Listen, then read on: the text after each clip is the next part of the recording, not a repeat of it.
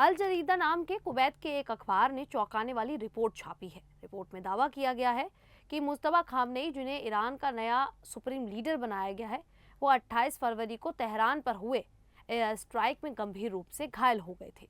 Report के मुताबिक उसी हमले में उनके पिता अली खामनेई की मौत हो गई थी और उसी दिन मुस्तफा खामनेई को नया सुप्रीम लीडर चुन लिया गया था। अखबार ने कुछ उच्च स्तर के ईरानी ठिकानों के काउंटर टॉप से कहा है कि युद्ध की वजह से ईरान में उनकी सुरक्षा और इलाज करना मुश्किल हो रहा था, क्योंकि इजराइल और अमेरिका के हमले लगातार जारी थे। इस वजह से उन्हें बेहद गुप्त तरीकों से एक रूसी सैन्य विमान में बिठाकर इलाज के लिए मॉस्को यानी रूस ले आया गया।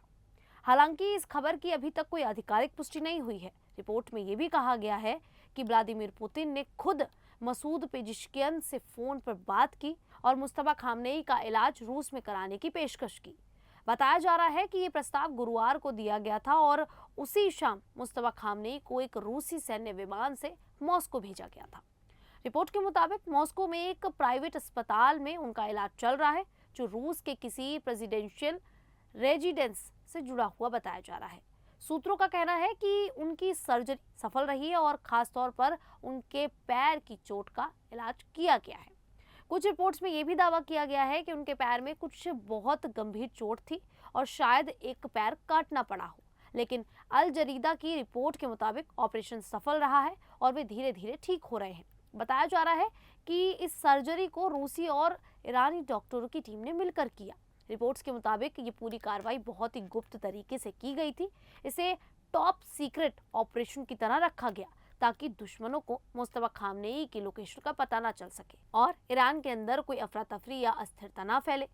अजरबैजान के अखबार अजीर न्यूज़ ने भी इस रिपोर्ट को दोहराया है और कहा है कि 28 फरवरी को हुए हमले के दौरान ही मुस्तफा खामनेई घायल हुए थे। इसके बाद कई अंतर्राष्ट्रीय मीडिया संस्थानों जैसे Daily Mail, the Sun, Daily Mirror और न्यूयॉर्क पोस्ट ने भी इस खबर को उठाया। इनमें से कुछ रिपोर्ट्स में कहा गया कि उनकी चोटें काफ़ी गंभीर हो सकती हैं, जैसे पैर कटना, अंदरूनी चोटें या सिर में चोट लगना। हालांकि मूल रिपोर्ट अल जरीदा की है, जिसमें कहा गया कि उनका इलाज चल रहा है और वे धीरे धीरे ठीक हो रहे हैं। हालांकि ये खबर अभी तक पूरी तरह से कंफर्म नहीं हुई है। ईरान या रशिया की तरफ से अभी तक कोई आधिकारिक बयान नहीं आया है कि मुस्तफा खामनेई रूस में है या उनका इलाज वहां चल रहा है। ईरानी अधिकारियों ने पहले कहा था कि मुस्तफा को सिर्फ हल्की चोटें लगी थी, जैसे हाथ और पैर में, लेकिन वे जिंदा हैं और ठीक है। 12 मार्च को उनके नाम से एक लिखित बयान भी जारी किया गया था। इस बयान में उन्होंने स्ट्रेट ऑफ हॉर्मुज को दबाव का बड़ा हथियार बताया और कहा कि युद्ध जारी रहेगा। लेकिन इस बयान को सिर्फ टीवी पर पढ़कर सुनाया गया था और उनकी फोटो दिखाई गई थी।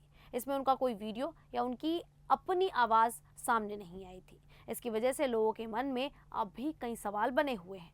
युद्ध शुरू होने के बाद से मुस्तफा खामनेई सार्वजनिक रूप से सामने नहीं दिखे हैं, जिससे अफवाहें तेज हो गई हैं।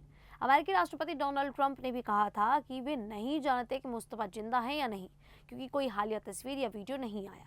कुछ रिपोर्ट्स में कहा गया कि वे कोमा में थे या अस्पताल में हैं, लेकिन अब अल जरीदा की रिपोर्ट ने नया मोड़ दे दिया है कि वे रूस में इलाज करा रहे हैं। ये खबर मिडिल ईस्ट के इस बड़े युद्ध में बहुत महत्वपूर्ण है, क्योंकि नया सुप्रीम लीडर बाहर इलाज करा रहा है तो ईरान की कमान कैसे चल रही होगी। ये सवाल उठ रहा है।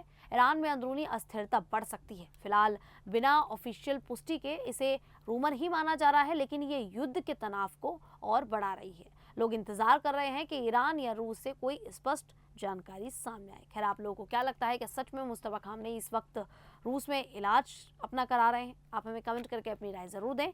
अभी के लिए इतना ही, फिर हाजिर होंगे ऐसी ही देश और दुनिया से जुड़ी बड़ी खबरों के साथ। तब तक के लिए देखते रहिए द न्यूज़ 15।